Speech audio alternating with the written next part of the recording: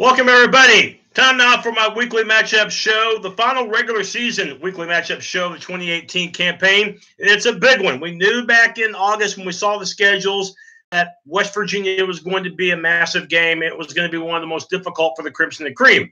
Well, case in point, here we are the week of Turkey Week, and the day after Turkey Day, it will be the Sooners and Mountaineers on a Friday night. I'm not a big fan of Friday night college football, but it is what it is. With the winner of Oklahoma and West Virginia, game that will take place in Arlington, game on ESPN, 7 o'clock kickoff time, Oklahoma time. The winner of the game will go to the Big 12 championship game, in all likelihood to face Texas, as long as Texas beats Kansas on that very day as well. Big 12 championship game, of course, will be December the 1st in Arlington. Now, before we dive into the game, the college football playoff rankings came out Tuesday. Again, no alteration. Oklahoma remains at number 6. Their chances of making the playoff, though, are growing slimmer and slimmer, even if the Sooners do win out. We say this because of the fact that Oklahoma still needs help in order to get in, assuming that the Sooners can beat West Virginia and then take care of business next week in Arlington. Don't expect Alabama to lose. Don't expect Clemson to lose. And don't expect Notre Dame to lose at USC. So you got Michigan, Ohio State. Best case scenario for the Sooners would be for Ohio State to beat Michigan, or for the Big Ten East champion to lose to Northwestern the following week. Because if Michigan runs the table, they're going to get in over Oklahoma. And if Ohio State wins out, they could very well get in over Oklahoma as well, because Michigan would be one heck of a win on the Ohio State schedule. It just really depends on that committee and how much they weigh the following. Does Ohio State having quality wins over Penn State and what could be a quality win over Michigan trump what Oklahoma's done? Or will Ohio State's loss earlier in the year, a bad loss to Purdue, a terrible Purdue team, could that be detrimental toward Ohio State propelling Oklahoma? But one thing's for sure, we don't even have to talk about this any further if Oklahoma does not win on Friday. Now, I said last week, that I did not feel good about this matchup. I thought West Virginia would win. I said that even a little bit stronger after Oklahoma's lackluster defensive performance against Kansas, giving up over 500 yards to the pathetic Jayhawks. So at that time, I felt like the Sooners were not going to prevail this Friday. But there are arguments to be made as far as, why I probably jumped the gun on it, even though I know the Sooner defense is terrible. And we'll talk more about the Sooner defense later. But as long as you have Kyler Murray and as long as you have Oklahoma's offense doing what they do, you're capable of scoring a ton of points against anybody in the country, even against the likes of an Alabama or a Clemson. And Boomer Sooner right there to Sean. Boomer Sooner to you. Let's face it, okay? The Sooners, with their offense, they can put up a bunch of points against anybody. All you got to do is look at their stats. Total offense, number 1 in the country, over 570 yards per game. Also, too, look at the fact that they're number 1 in the country in scoring offense, almost 50 points per game, almost 50 a game. That's phenomenal. As a matter of fact, number 1 in the Big 12 in yards per play, 8.8 yards per play. And here's a stat that'll really knock your socks off, okay? Speaking of yards per play, I heard this on the radio. If the Sooners, the next 125 plays, took a knee, those consecutive plays, they would lose 2 yards per play. The Sooners would still lead the Big 12 in yards per play. By the way, who's second in the Big 12 in yards per play? That would be West Virginia at 7.1. What I'm trying to tell you is that the Sooners' offense has just been that dominant, and it's been that balanced. Yes, there's a concern with the running game because of the lack of depth. You may not have Trey Sermon, okay, for this game. Okay, you may not have T.J. Pledger for this game because of injury. Obviously, that means that Kennedy Brooks will have to carry more of the load, but he proved last week against Kansas that he could do that. I would expect the Sooners to still run the ball and run the ball a lot with both Kennedy Brooks and, you better believe, Kyler Murray. Now, West Virginia's defense has proven to be vulnerable this year, okay? They've proven to be vulnerable. But the one thing that the Mountaineer defense, they can do, Sooners better be aware, they can force turnovers. So far, the Mountaineers have forced 20 turnovers, despite the fact that they had lost a couple of games on the road that you weren't counting on to lose. You weren't counting on to lose at Iowa State, and definitely not last week at Oklahoma State. But still, they can force turnovers. So the main thing for the Sooners, put as much emphasis as you can on the run. Yes, throw the ball when you have shots, but it's got to come from the running game, first of all. We know that 3 of the last 4 games, the Sooners have rushed for at least 300 yards. Last week, Kyler Murray almost had 100 yards rushing by himself, and Kennedy Brooks had over 160. So offensively, this is the formula I think the Sooners have to go by, all right?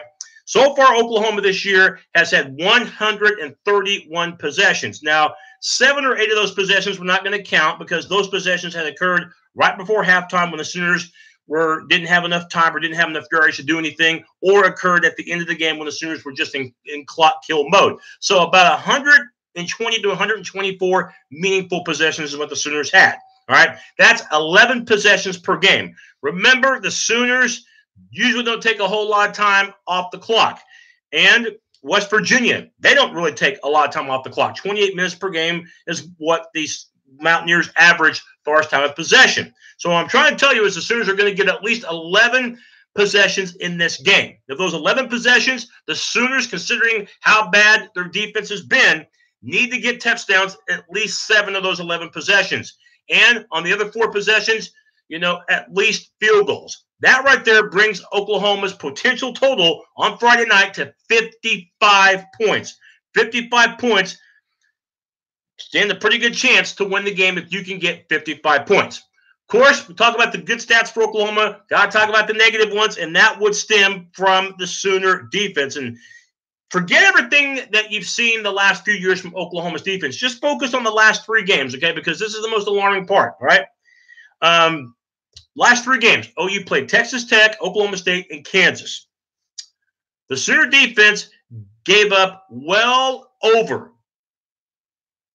1,600 yards the last 3 games. They gave up an average of about, 540 yards per game over the last 3 games. During that 3-game stretch, they gave up 91 first downs. I believe that's right. 81. Sorry, 81 first downs.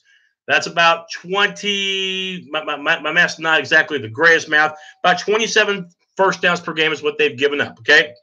And then you look at the total amount of touchdowns they've given up during that 3-game stretch. 18, that's 6 per game. And total points, 133 they've allowed during that 3-game stretch, okay? About 45 points per game. That is what the Sooners are giving up, since the Texas Tech encounter.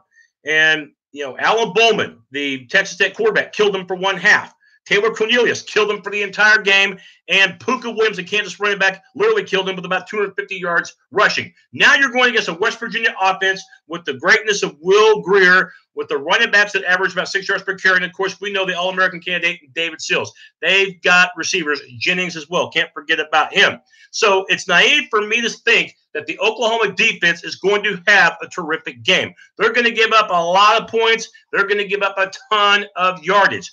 They're going to make you want to cuss at the television set if you haven't already done so.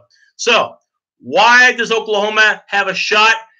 If they go into this game just with a lot of piss running through their blood, okay? As long as they come in showing pride. I want to see the Sooner defense at least put it all on the field. If they give up the big plays, or when they give up the big plays, it's not because of lack of effort. It wasn't because they were flat-footed, all right? This means blitz. This means get in Will Grier's face. At times, yes, Grier's going to beat you, but at times as well, he's proven to be mistake-prone as well. He was mistake-prone last week in Stillwater. So you know that Grier is mortal. You know that you can get some of those stops against West Virginia, because West Virginia is going to score a lot of points. But what you got to do is you got to have those 3 or 4 possessions in this game where the Mountaineers are not in the end zone, and you got to have maybe 3 possessions where they don't score at all. If that happens, might be just enough to win Friday night. Final thoughts in this game. Like I said, last week, if you put a gun to my head and made me pick this game, I would have said West Virginia based upon the fact that you're playing at Morgantown, rowdy environment on a Friday night, and you're needing the defense to come through. And, of course, the defense has been an absolute clunker throughout most of the year, and especially the last 3 games. But I also look at the entire picture. Look at Oklahoma's offense. Best player on the field is Kyler Murray. Oklahoma is the more balanced offense of the 2. West Virginia, yes, they can run, but the Sooners are great at running and at throwing the ball. And plus, history is on the Sooners' side. And that does, I think, matter in some regards, too, because you know what? The Sooners are the defending 3-time Big 12 champions. So until somebody has knocked you off of that pedestal, you are still the champions. And the Sooners have not lost in Morgantown, 4-0, I think, lifetime. And I think they're 3-0 since joining the Big 12. They've never lost to the Mountaineers, 6-0 since joining the Big 12 Conference, the Mountaineers, back in 2012. So bottom line is, for West Virginia, they got a huge monkey on their back, and the Sooners have proven that they can win the big games and they can win the close games. And the Sooners have not lost a true road game in 4 years. I've got so many reasons for picking against Oklahoma because of the defense and because of the fact that they're not the healthiest right now in the backfield. But what the hell? I'm going to pick Oklahoma to win. 55-54. I'm going to say the Sooners find a way to make Sooner magic happen and to eke out another close one despite the defense's lack of being able to put together a terrific game. Sooners, don't make me look like an idiot, okay? Win this game, most likely a rematch against Texas next week, and go from there. Don't forget, later on the same page, I will have my 3 picks. Me against the almighty coin. We picked 3 games against the spread. Late Friday, we will have the post-game show, and hopefully it will be one with good vibrations for the Sooners and not one where it's country roads, take me home, West Virginia, however else that damn John Denver song goes. So it'll be a hell of a game. I've got the Sooners eking out a victory. And by the way, what's up to J-Dog out there, man? I believe Oklahoma has a chance of getting it done, but we'll have to play good football. Yes, that means the defense is going to have to come up with a player too, and I know I'm asking for heaven and earth, but the Sooners have, just look at their past record. Look at this year, 10-1. They're still in position to make things happen. Boomer Sooner.